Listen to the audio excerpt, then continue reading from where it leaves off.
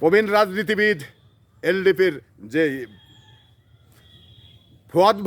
ফোয়াদ ভাই কিন্তু জনসমক্ষে এবং জনগণের কাছে ধাতানি খেয়েছেন। কারণ ওনার যে উদ্ধত আচরণ, উনি যে মানে অনেকে কি মানে সেইভাবে কথা বলেন, তো এই কথাগুলো আসলেই মানে যদিও বা আপনার কথাটা ঠিক হয়ে থাকে, তারপরেও আপনার কতটুকু জনপ্রিয়তা এবং আপনার দলের কতটুকু মানে গ্রহণযোগ্যতা, এটা ভেবেই কিন্তু আপনার যদিও সত্য কথাও হয়ে থাকে, তাও কিন্তু অনেক জায়গায় বলা যাবে না।